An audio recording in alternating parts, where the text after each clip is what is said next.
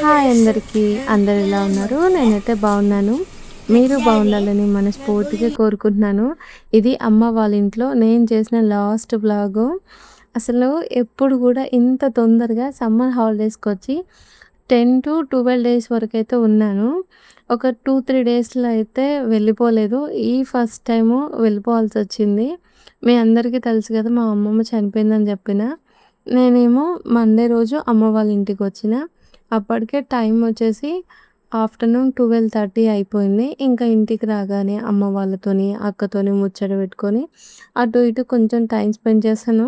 ఆలోగానే 2:30, 3 అయింది. ఆలోగా అన్నం తినేసి మళ్ళా ఈవినింగ్ వరకైతే స్టార్ట్ చేశాము. అట్లా మండే గడిచిపోయింది. ఇక ట్యూస్‌డే రోజు మళ్ళీ ఇంట్లో పనులు చేసుకొని, మళ్ళా నేను, నాన్న చౌటుపల్లికెళ్ళి షాపింగ్ చేసి వచ్చేసరికి అలసిపోయాము. మళ్ళా ఇంకా బుధవారం రోజు ఒక వీడియో ఉండే. ఆ వీడియో నేను ఎడిటింగ్ చేసుకోవాలి అని చెప్పి కొంచెం రికార్డ్ చేస్తూ మళ్ళా వీడియో ఎడిటింగ్ అయితే చేసుకున్నాను. బుధవారం అట్లా అయిపోయింది. ఇంకా గురువారం రోజు కొంచెం తీరికగా ఉన్నాను. నేను కూడా కొంచెం బిజీగా ఉంటే అమ్మ వాళ్ళకి ఎటూ తోయదు. అందుకే ఇంకా మేము వెళ్ళినప్పటి నుంచి అమ్మ చికెన్ గానీ, మటన్ గానీ ఏం తీసుకురాలేదు. మంగళవారం తెద్దామనుకుండు నాన్న. ఇక మంగళవారం మనం చౌటుపల్లి పోతాం గదా! మళ్ళా వ్లాగ్ తీసుకోవాలంటే నాకు ఇబ్బందయితది నాన్న వద్దు అంటే మంగళవారం తీసుకురాలేదు. ఇంక బుధవారమేమో మేము చికెన్ పకోడీ చేస్తామని చెప్పినా గదా! ఫస్టు హోటల్‌లోకి చికెన్ పకోడీ చేద్దాము. ఆ తర్వాత అది పోకపోతే మనమే తింటాం గదా! నైట్ వరకు అని చెప్పేసి బుధవారం చికెన్ అయితే వద్దన్నాను. ఇంకా గురువారం రోజు అమ్మ చికెను, మటన్ అయితే తెప్పించింది. నాన్న half KG mutton, 1 KG chicken అయితే తీసుకొనొచ్చారు. ఆ రోజే అమ్మమ్మ అయితే చనిపోయింది.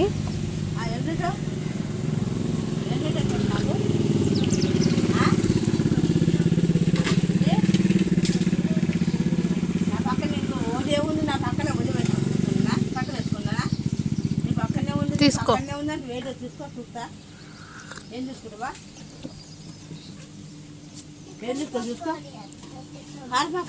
మునగాడు అయితుండు ఆయనకి అవే ఇష్టమే.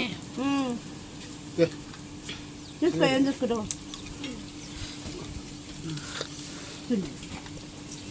ఒకటే చాలా చాలా అయితే ఎప్పట్లాగే మేమందరం అయితే మార్నింగ్ రొటీన్ కంప్లీట్ చేసుకుంటున్నాము.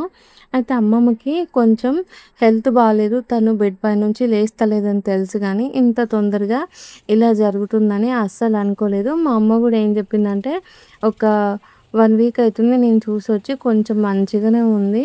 కాకపోతే చేతనైతలేదు. బెడ్ మించెళ్ళి లేస్తలేదు. అన్నం అక్కనే తింటుంది. నీళ్ళు అక్కనే తాగుతుంది అనైతే అమ్మ చెప్పింది. ఇక మేము గూడా ఏమనుకున్నామంటే బీహార్ నుంచి వచ్చిన తర్వాత అమ్మమ్మని చూడడానికి వెళ్దామని అనుకున్నాము.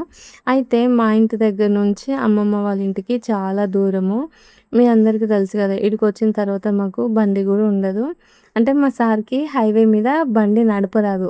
మాకు ఇంట్లో 3 బండ్లుంటాయి. బావ వాళ్ళదుంటది, మా శివదుంటది. కానీ మా సార్‌కి అలవాటు లేదు హైవే మీద బండి నడపడం. ఇక మాదేమో వట్టిమడతి, నల్గొండల మండలం. అది కాదు నల్గొండ డిస్ట్రిక్ట్. అత్తమ్మ వాళ్ళదేమో బీపీ నగరు, లక్ష్మీదేవిగూడెం విలేజ్. ఇక్కడి నుంచి అక్కడికి పోవాలంటే ఒక 2, 3 బస్సులైనా మారాలి. అమ్మ వాళ్ళ ఇంటికాడ నుంచి పోతానికే మాకు చాలా ఇబ్బందయితది. మాది చిన్న కొండూరు గదా! మా ఇంటికాడ మేము బస్సు ఎక్కితే బొల్లపల్లిలో దిగుతాము. ఆడ మా చిన్నమ్మ వాళ్ళ ఇల్లు ఉంటది. బొల్లపల్లి నుంచి లక్ష్మీదేవిగూడెంకి బస్సుంటది. అదేంటి అంటే 1 ఆర్ 2 అవర్స్ టైమింగ్స్ అనేవి చేంజ్ ఉంటాయి. అయితే అమ్మ వాళ్ళ ఇంటికాడ మనం బస్ ఎక్కి బొల్లపల్లిలో దిగినామనుకో, మాకు ఆడ చిన్నమ్మ వాళ్ళ ఇల్లు ఉంది కాబట్టి బస్ స్టాప్‌లో వెయిట్ చేసే అవసరం ఏమి ఉండదు. చిన్నమ్మ వాళ్ళ ఇంటికి పోయిన తర్వాత ఈవినింగు ఒక్కొక్కసారేమో ఆఫ్టర్‌నూన్ ఉంటది బస్సు, ఈవినింగ్ ఉంటది.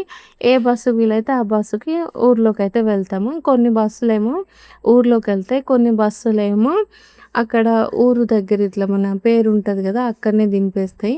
మళ్ళీ అటు నుంచి నడుచుకుంటూ వెళ్ళాలి. పోచంపల్లి మించెల్లి వెళ్ళినా గూడా నడుచుకుంటూ వెళ్ళాలి. ఇప్పుడు మా ఇంటికాడ నుంచయితే మేము భువనగిరి బస్ ఎక్కాలి. ఇక్కడ నుంచి భువనగిరిలో దిగి మళ్ళీ భువనగిరి నుంచి బీబీ నగర్ పోయి, బీబీ నగర్ నుంచి మళ్ళీ అమ్మమ్మ వాళ్ళ ఇంటికి పోవాలి. ఇట్లా లేట్ అవుతది అని చెప్పేసి ఇక నేను మా అక్కకైతే ఫోన్ చేశాను. అక్క అన్నది కదా! ఈ 2, 3 రోజులలో బావకైతే పనుంది. బావ ఖాళీగా ఉన్నప్పుడు ఈ 3, 4 రోజులలో పోయి చూసొద్దామనైతే అక్క చెప్పింది. ఇక తీరా అక్క ఏం చెప్పిందంటే బుధవారం రోజు ఫోన్ చేసింది. గురువారం సాయంత్రం మా సార్‌ని మా ఇంటికి రమ్మన్నది. ఇక అక్క, బావ శుక్రవారం రోజు మార్నింగ్ వచ్చి మనం లక్ష్మీదేవిగూడెం పోదామనైతే చెప్పిర్రు. ఇక నేను కూడా సరే అనైతే చెప్పిన.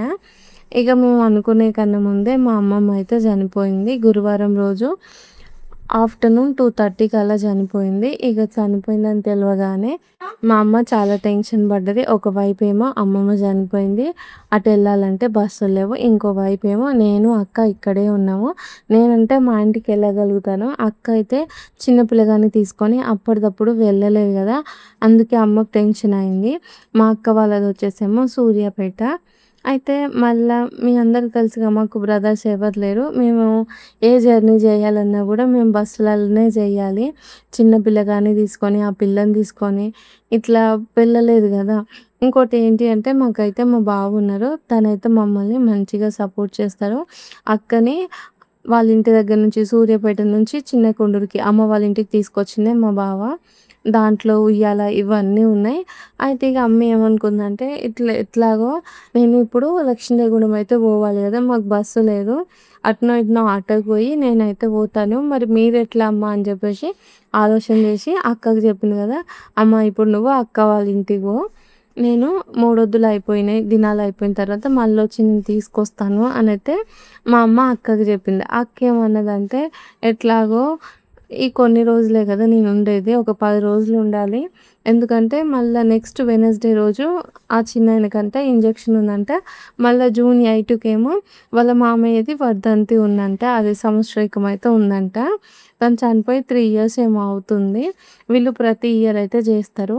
ఇక అక్క అన్నది కదా! ఇక నేను ఈడికైతే రాను. బావ వచ్చి నన్ను పంతంకి తీసుకుపోతాడు కదా! అక్కడి నుంచి అక్కడికే బావకి పని లేనప్పుడు ఖాళీ టైంలో దించిరమ్మని చెప్తా అని అక్క అయితే చెప్పింది. ఇక నేను కూడా సాయంత్రం అక్కడే ఉన్నాను కదా! మళ్ళీ వెంటనే నేను మా అమ్మ ఎమ్మటి పోలేను. ఎందుకంటే విషమ్మ కన్నయ్య మళ్ళీ అక్కడికొచ్చి ఆ నైట్ టైమ్ ఇబ్బంది పడతారు అని చెప్పి నేను ఏమనుకున్నానంటే ఎట్లాగో అక్క ఎమ్మటి నేను పోయిందనుకో మళ్ళీ మేము పొద్దున అందరం కలిసి సావుకైతే పోతామని చెప్పేసి ఆ నైట్ గురువారం రోజు నైట్ అమ్మ వాళ్ళు ఈవినింగ్ 4:00 అయితే అమ్మమ్మ వాళ్ళ ఇంటికెళ్ళిండ్రు. ఇక బావనేమో 6:00 అట్లా వచ్చిండ్రు. ఇక నేను గీతక్క కలిసి అయితే మా అక్క వాళ్ళ ఇంటికెళ్ళినాము. బావతో పాటు అక్క కూడా వచ్చింది. ఇంకా గురువారం రోజు నైట్ అక్కడే స్టే చేసినాం. ఇంకేమన్నదంటే ఎట్లాగో మనం సావుకు పోవాలి. 3 వద్దులకు కూడా పోవాలి కదా! మళ్ళీ నువ్వు ఇంటికి ఈడ పోయొస్తాము. మీ వాళ్ళందరూ అటు నుంచి వస్తారు. వాళ్ళు కార్‌లో ఫుల్ అయిపోతారు. మనం ఇటు నుంచే పోదామని అయితే మా అక్క చెప్పింది. ఇక ఫ్రైడే రోజేమో సావయింది. మళ్ళా సాటర్డే రోజేమో 3 వద్దులైతే అయింది. మళ్ళా సాటర్డే రోజు ఈవినింగే అక్క వాళ్ళ ఇంటికైతే వచ్చినాము. బావ మమ్మల్ని మండే రోజు ఇంటి దగ్గరైతే దింపుతా అన్నారు. సండే రోజు మస్తు పనుంది బావకి. ఇక నేను కూడా సరే అని చెప్పిన. ఇక మండే రోజు మార్నింగ్ అందరం అన్నం తిన్న తర్వాత ఇంకా ఇంట్లో పనులు చేసుకునే వరకు 3:30 అయింది. అప్పుడు బావ అయితే మమ్మల్ని ఇంటి దగ్గర దించొస్తా అని అయితే చెప్పిండ్రు. ఇక అక్క కూడా చిన్నాయనకు వెడ్నెస్‌డే రోజు ఇంజెక్షన్ ఉంది. నేను కూడా అట్లనే వెళ్తా అనైతే చెప్పింది. కానీ అక్క, బావ గీతక్కనైతే ఉండమని చెప్పిండ్రు. మాకేమో ఇంటి దగ్గర పండుగ ఉంది కదా! మాకు క్లీనింగ్ ఈ పనులన్నీ ఉంటాయి. అందుకే ఇంకా నన్ను ఉండమని చెప్పిండ్రు కానీ ఒక 2, 3 డేస్ నాకు ఇంట్లో పనుందని అయితే నేను చెప్పాను. ఇక మండే రోజు మళ్ళా బావ, నేను, అక్క, గీతక్క అందరం కలిసి సూర్యాపేట వెళ్ళినాం కార్‌లోనే. మాది కూడా హైవే మీదనే వెళ్ళే దారిలోనే మేము ఉంటాము. కాకపోతే ఫస్ట్ గీతక్కని తోలిచ్చి వచ్చినామనుకో మా ఇంటి దగ్గర అక్క వాళ్ళు పండగ గురించి కొంచెం మాట్లాడేది ఉంది. అందుకే ఫస్ట్ ఇంకా కార్‌లో వెళ్ళి అక్కనైతే సూర్యాపేటలో దింపేసి మండే రోజు మా ఇంటికైతే వచ్చినాము. ఇక మండే నుంచి నాకు ఇంట్లో క్లీనింగ్ పనులు ఇవన్నీ స్టార్ట్ అయిపోయినాయి. మళ్ళా ఫ్రైడే రోజు అమ్మమ్మ దినాలకైతే వెళ్ళినాము. దినాలకు ఒక రోజు ముందే వెళ్దాం అనుకున్నాను. కానీ ఆ ముందు రోజు గురువారమే మా ఇంట్లో కలర్ అయితే వేసినాము. మస్తు పనుంది. ఇంకా వెళ్ళలేకపోయినా. మళ్ళా ఫ్రైడే రోజు అక్కడ ఒక నైట్ ఉందాం అనుకున్నాను. ఇక ఇదంతా పనున్నాక ఉండలేం కదా అని చెప్పేసి వచ్చేసిన. కానీ నాకు వచ్చేటప్పుడు అస్సలు రావడానికి మనసు ఒప్పలేదు. కానీ రాకపోతే తప్పదు. ఇంట్లో పనులన్నీ ఉన్నాయి కదా! వచ్చేసాను. నిజంగా చెప్తున్నా అందరికీ అమ్మమ్మ వాళ్ళ ఇల్లు అంటే ఒక మంచి ఎమోషన్ కదా! మాకు కూడా అంతే. మేము మా బిఫోర్ మ్యారేజ్ వరకు అమ్మమ్మ వాళ్ళ ఇంట్లో అంత ఎంజాయ్ చేశాము. అసలు ఎంత మంచిగా ఉండేదో మా అమ్మమ్మ వాళ్ళ ఇల్లు. గుర్తుకొస్తే ఎప్పుడు హ్యాపీగా అనిపిస్తది. కానీ కొన్ని ఇయర్స్ నుంచి అమ్మమ్మ వాళ్ళ ఇల్లు తలుచుకుంటేనే చాలా బాధగా అనిపిస్తుంది. మాకే ఇట్లా అనిపిస్తుంటే మా అత్తమ్మకి, మా చిట్టికి, మా మానసకి వీళ్ళకి ఎంత బాధ అనిపిస్తుందో.